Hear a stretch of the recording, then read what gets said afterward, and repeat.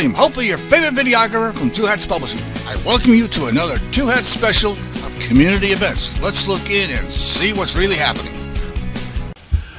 All right, we want to welcome everybody to the monthly meeting of the Alliance Homeless Forum. And as you know, this meeting is designed to have our clients and our service providers directly interact.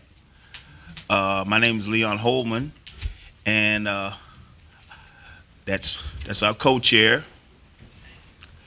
So we want you to start with our co-chair, and we're going to go around the room and introduce ourselves first of all.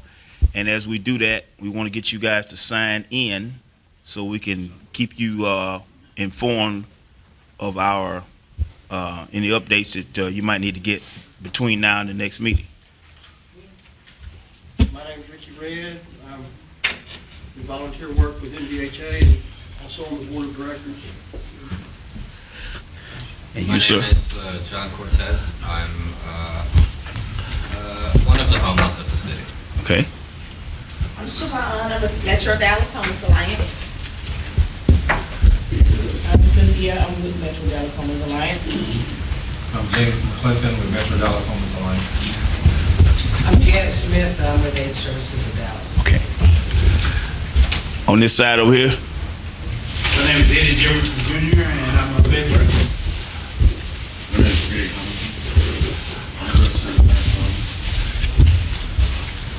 Say it one more time. His name is Craig Hamilton. Okay, my bad. I had my earphones in. You, ma'am? Okay. My name is Al Harrison. I work with the Women's Engagement Program here at the library. Okay. And finally, the cameraman is. William Dockery, Okay. All right. Again, I want to make sure everybody gets a chance to sign in. And now we're going to go down the agenda. We're going to have an update from the Transportation Committee. So I'm assuming that's going to be Siobhan. Yep. So, I'll be quick. While I'm up here, we'll just talk about everything.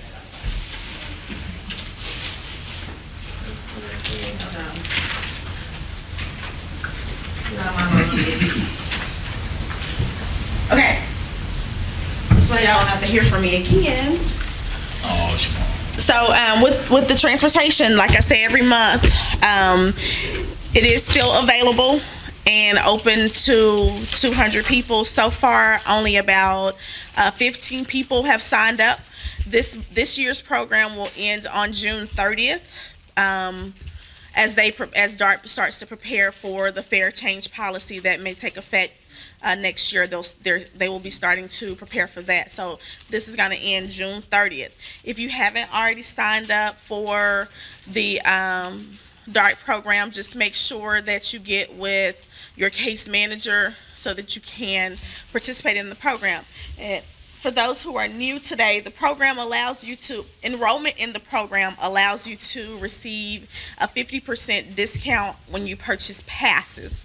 So that's like a day pass or a monthly pass. You get 50% off of that pass. You do have to purchase the reduced DART ID, which is $2. And then once you've purchased that reduced DART ID, you will, again, be able to purchase discounted passes. So it started in January, and we have about 15 people who have actually gone to DART and purchased that pass. So you're only good through June 30th? This time around it is June 30th. Just Anticipate renewing that, or you're? well, we're still in negotiations. It depends on what the board says about the fair policy change. We don't even know what that is yet. The rate? Nope. The fair policy change, if they change it, will take effect, I think, in August. Don't quote me on that. So that's pretty much it for the DART program, unless someone has questions. Again, you have to sign up with your case manager. So I understand now that that program is opened up to people with permanent supportive housing? Yes. It's for people. It's for anyone who is formerly homeless or literally homeless. So if you were if you have since received housing in your house, in your apartment, like Mr. Arthur here, you can participate in the program. So how many people that's actually doing that, that's in those programs? You know what? I will actually have an analytical report in March because I'm actually processing the report now. So I will have the information for 2017 at our March report. Okay, It's and do the people in those programs know that it's available? yes. We do have several for 2017. We did have several programs of permanent supportive housing programs participating in the program, like people from Metro Care or Destination Home, City Squares Destination Home program. ASD had some people in the program. So we are getting the word out to case managers so that their clients in PSH and PH programs can participate, and rapid rehousing also. It's been extremely helpful for my clients. They're working, serious job seekers, really working, but you just have to buy them. Yeah. It works really well for those in permanent housing because most of them have some type of income. So, but we are getting the word out. So the city square, does that include the one that's 511 where I used to live? It depends at 511 because at 511 you don't necessarily have to have been formerly homeless. So it just depends on the client. So it's on a case by case basis at 511. Because I was formerly homeless. You are. Okay. You were anyway. Right. Uh-huh. But you're in what would be considered a permanent housing program now. Right. Mhm. So is that, I mean, I didn't qualify, I don't qualify? Do you still have a case manager? No. Then no. But the ones that at 511 that have a case manager? If they were formerly homeless, yes. Okay. I talked to Because Charles had told me that the case manager wouldn't do it. He's eligible. But he says he is now, but for a long time he didn't understand. He was paying full price. Where was he at? He's in City Square. Is he 511? No, No. he should have been receiving. I asked him about. We can talk about him offline. But yes, he is eligible. Yeah, he told me he was now. Mhm. Yes, he is. He's eligible. One of the things I might mention, I don't know, how many people in here ride the bus a lot? Okay, well, you probably know, they said they were gonna take the cash boxes out. Well, no, they're not. As a matter of fact, they're replacing all the cash boxes now with newer ones because the old ones would get jammed often. Right. People put their money Yeah. in too fast. So they got new cash boxes and a new ticket now too. Okay. You put your money in, it gives you a little paper ticket that you just evidently show to the bus driver. Okay. You scan it. Okay. But they're not taking the cash box. And as far as that thing to scan, I was told by the driver this morning that there was some kind of gold card or Yeah. something. That it wouldn't take a debit card or a. Correct. That's correct. So I thought it was going to be able to take a debit card. No. Because you can go to a bus station and buy a ticket with your So, credit card or debit card. let me answer her question and then I'll address that. Well, I just was gonna comment that, half the tickets that we get were good, like a day and a half or something. It's still the same. And one of my clients told me that they just took her ticket now, like, as a, I thought maybe that was their way of limiting that, so. She should still be having her ticket because it's still good. It's still a day pass. Well, that's what, so I wouldn't. Unless she bought a 2-hour pass and it expired. That's what I gave her, I thought, or what she got, but, when the ticket. And so what happened? She said it kept it. The machine kept it? Like, it just gave it for the day, but she couldn't, like, use it for that extra half a day the next day.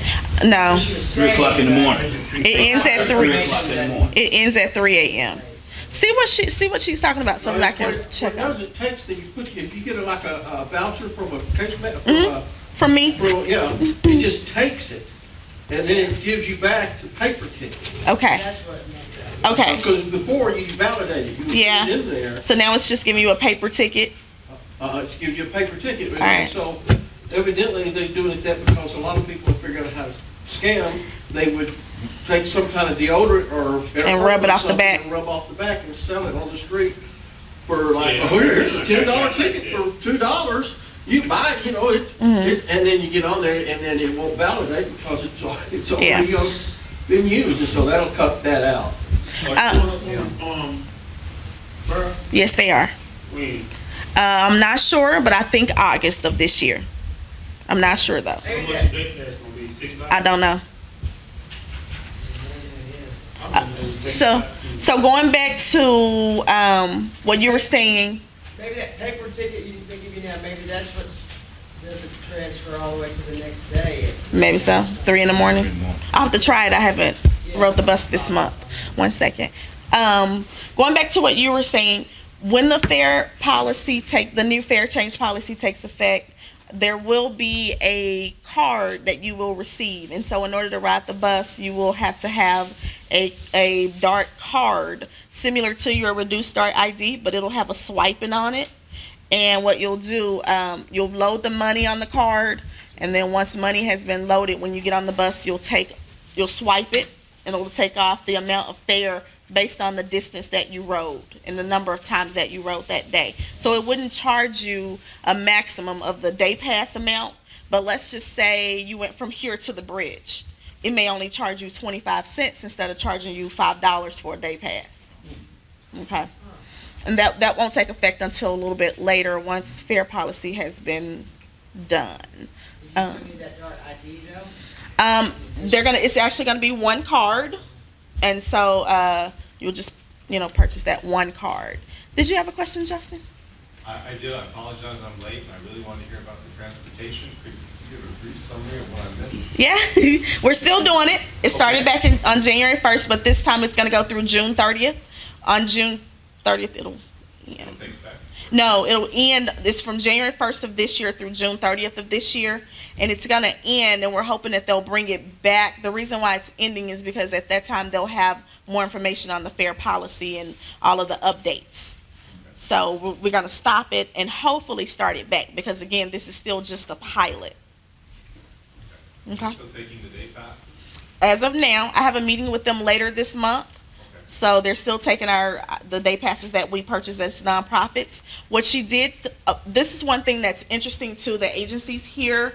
When they go to the new system, if you have those day passes left over, we'll need to turn those back in, and they'll give us credit for those. The other thing that I'm still trying to work out is who at the agency is going to be able to load those, because we will have to load how much we want to give our client. For instance, if Ricky came to me and asked for a day pass, I'm gonna have to go into the computer and load his card with $5 or whatever the fare amount is. So after we meet in February, this month we're supposed to have a definite plan of what that's gonna look like, and then I can present that to you guys, to the agencies, probably at a CLC meeting. Now, that's interesting that you turn it back in because, it just showed that you used it. Because some people they sell those passes. Yeah. I mean, matter of fact, they'll get into a program Just to get the for passes. Bus passes. Okay. All right. Anything else about that? I'll go on to, I wanted to talk a little bit about voting for next month. Did you have a where to go report that you wanted to give today? No. Okay. So last month when I presented on the where to go, we talked about voter registration, and if you registered to vote, I gave you a bus pass. You should have received your voter registration card in the mail by now. Okay, good. So just make sure that you vote on March 6th. Early voting will be starting on Monday. It's actually going to start Tuesday, February 20th. Because that Monday is President's Day. So I'll pass this around. I have 3 copies. Just make sure everybody sees it before you keep it. But this is a list of where you can early vote in our area. Downtown, they will not be early voting at the library this time around. You'll have to actually go to the George L. Allen Senior Courts building. I know that makes some of us nervous. So just go on over to the MLK Center. They'll be doing it over there. So I'll pass these around, pass one each way, so that you guys can see which early voting location is convenient for you, since we got y'all registered to vote last month. Again, that's Tuesday, March 6th, or you can early vote. I also printed off a copy of the sample ballot, and I did that because it is a lot of information on here, and I want us to be informed as voters. So just look this over. I'll pass it around. Look this over and see who you're voting for. Make sure that read these propositions to see if some affect you. and just so you are making a wise decision. If you need some help on making a decision, you can go online to the League of Women Voters. They normally do a pretty good job of identifying the candidates, being bipartisan and not telling you who to vote for, but just what that person's point of view is. And they also do a great job of explaining the propositions, which there are some propositions on here. There is one on here about right to vote, criminal justice system. So just make sure, and economic security. Make sure you are reading over these and going onto that website so that you have a better understanding of what you're voting for, because these can read tricky. And then the last thing I gave, everyone should have received a service directory. Quite a few of us are now housed or we're working on getting housing. So this just provides some information on where you can go for services. Okay? Yes. On that food and grocery services, the body and soul homeless ministry, that's incorrect. Okay. Write the correction on my copy. And then I'll take it back to her and we'll make the change. St. Paul is on Ruth Street. That's Highland Park, United Methodist Church. I see what you're saying. Mm-hmm. Okay. We will make the correction. If y'all see any other things that need updating, just let me know, and we'll get it made and reprint it. Yes? Just to clarify something, people will still have to have a picture ID for the early voting? Yes, you do have to have a valid state ID, or you can have the election identification certificate, which is that EIC card that they give you if you are unable to get an ID or a driver's license. I just mentioned it because it wasn't brought up. Okay, yes. You do have to have that. We talked about that last month. All right. Any other questions? Yes? How do you get that card? The EIC? Yeah. You go down to the DPS office. You do have to present other identifying documents to get it. I can give you a list. I'll look it up on my phone and come back in just a little bit and tell you what documents you need to get it. I don't think it's the same as an ID, but let me double check. Anybody else? All right. I'll bring them up. I'll bring up James. I need to get one of these folks here. You can have this one. So today, I'm glad that we have some mostly formerly homeless people here today, because we wanted to talk to you guys. We as an MDHA wanted to chat with you guys a little bit about housing barriers and what it's going to take to, get you housed. I'm glad that we have both those who are still experiencing homelessness and those who are formerly homeless, because we want to hear from both parties pertaining to when you were homeless, what did you need to get into an apartment? Now that you're in an apartment, what do you need?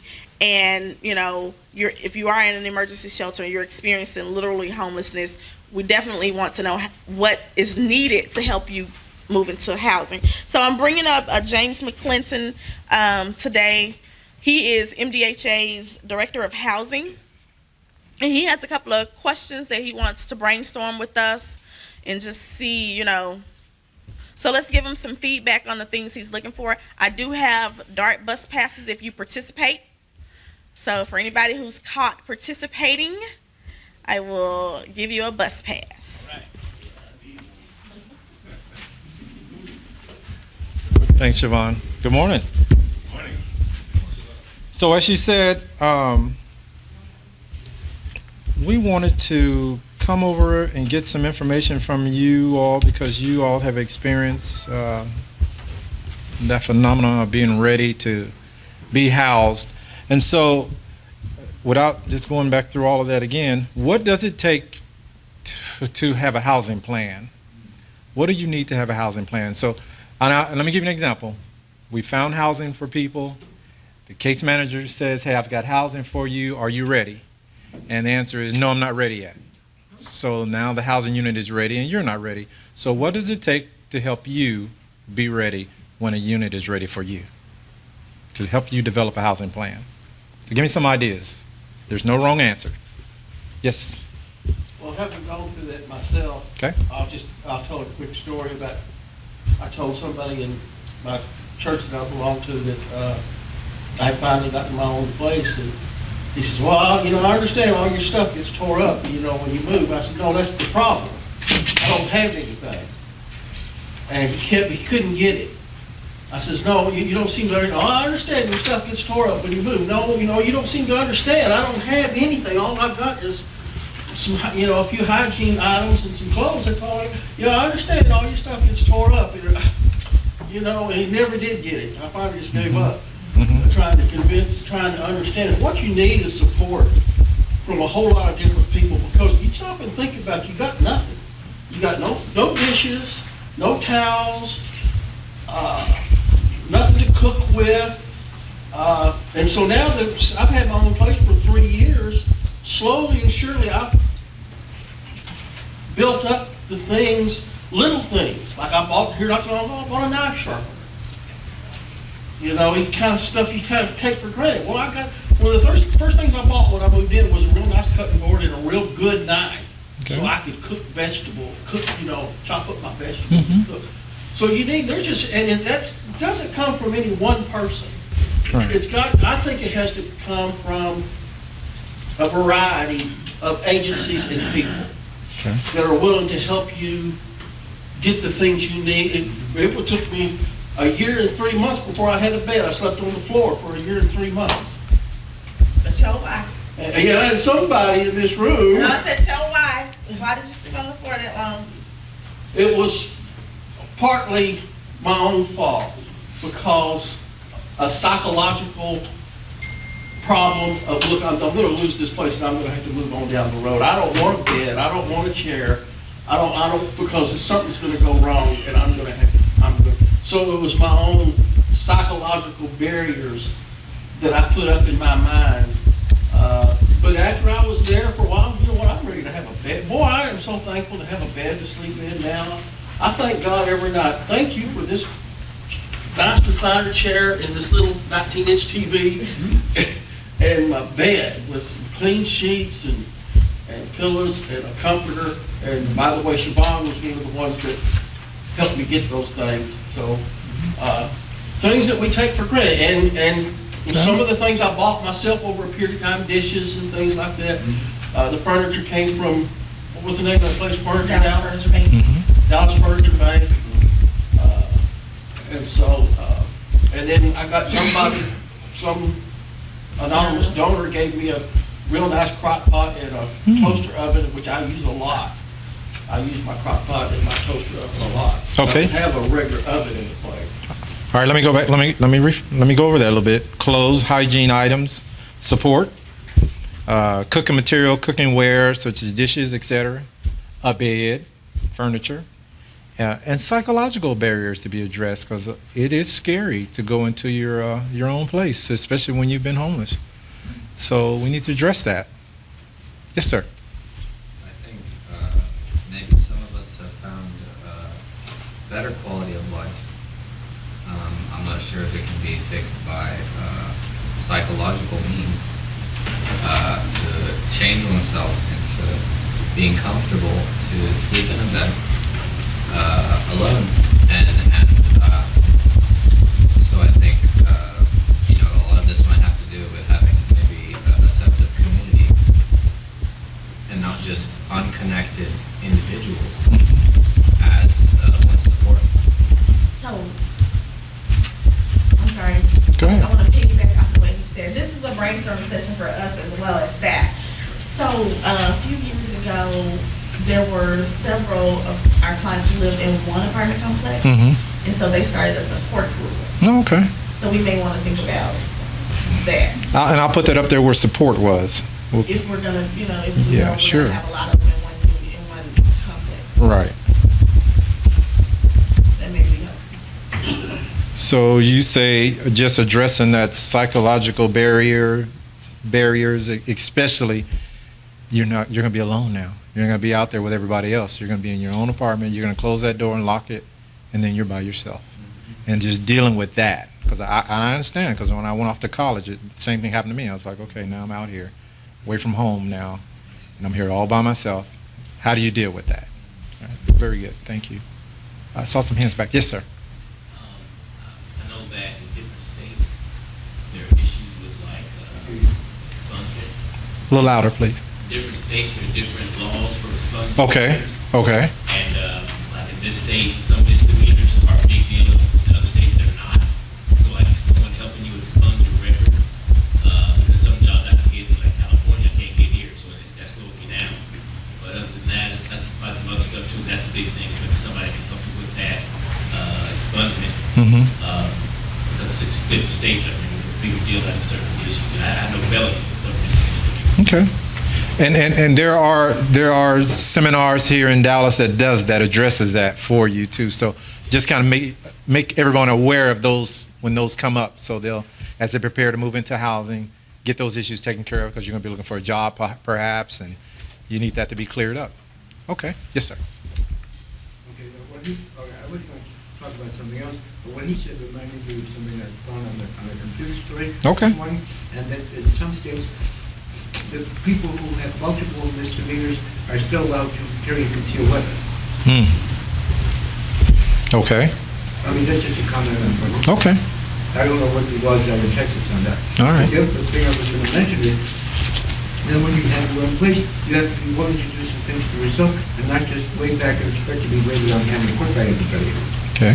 So You have to try to be self-sufficient. so going back to that, And when, it's not going to be perfect, but we have to make an effort.